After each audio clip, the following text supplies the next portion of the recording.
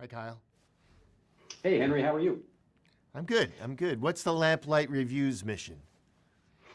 Our mission is we're a pop culture based website. We do photos of concerts. We also do interviews with talent and celebrities and review TV and film, video games. We started out as a sort of nerd themed website, and we blossomed into bigger things. And we changed the name to Lamplight Review because we stay up late. We write by the lamplight I kind of like that. thing. So, Very evocative. what's that? Very evocative. Good Oh, name. thank you. I appreciate that. Congratulations on Wendell Wild. Thank you. It's a wonderful film, and it started out as your unpublished novel, correct? Not really. When we were developing the film, we thought, why don't we do a book as well? And we set up a deal to do that and brought in another writer to work with me, Clay Chapman. But it just didn't work out. We couldn't develop the film at the same time. So that was shelved. And where it really began was 20 years ago as a short story I wrote for when my grown sons were little. They were acting especially demonic.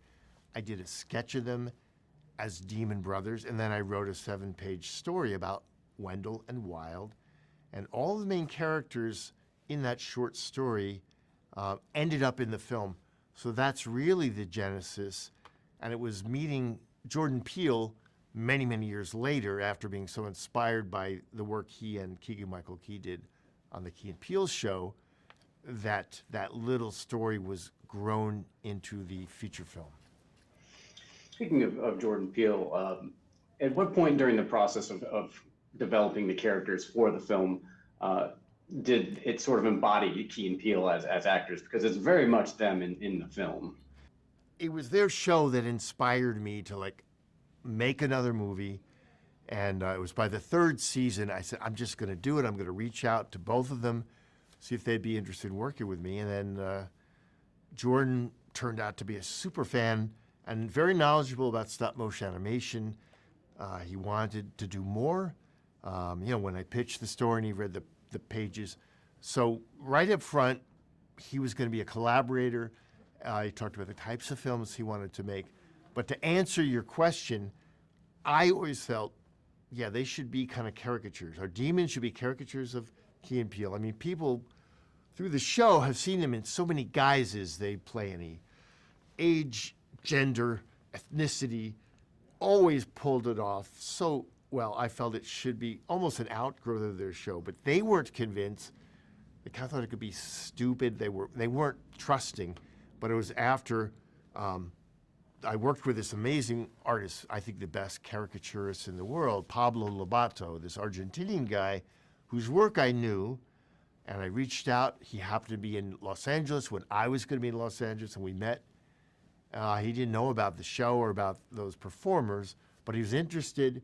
Then he watched all 3 seasons in like a week and was inspired. So we came back with beautiful caricatures that he had created, showed them to the actors, and they were good. And from that point on, it just sort of grew from there. That yes, it's kind of them brought to life as demons. Okay. Running out of time, so one quick question for you before we head out. Thank you for your time. The music choices in the film. Can you talk about the eclectic choices of genres like punk and R&B and things like that? I'll try to do it briefly. We didn't have an overall plan at the start, but the first thing that kicked that off was who does Kat want to be?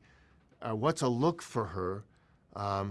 That would stand out, something that's unique. And Jordan and I kind of came across the Afro-punk music, which is, last 10 years, younger people are kind of celebrating the roots of black punk, black and brown punk, but in a modern way with modern garb and hairstyles and fashions. And they go to festivals, and some of the original bands from the 70s and 80s play, but also new bands that it's not like this straight, it's only one thing.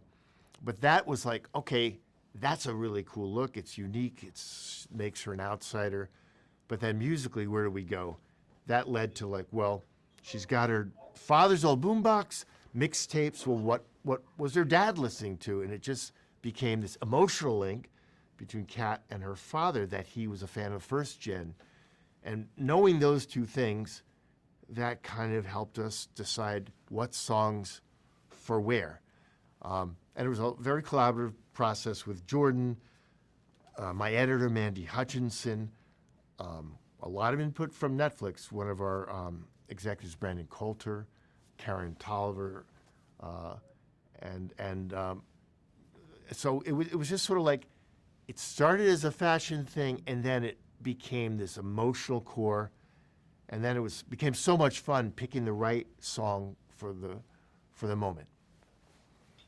Awesome. Thank you so much.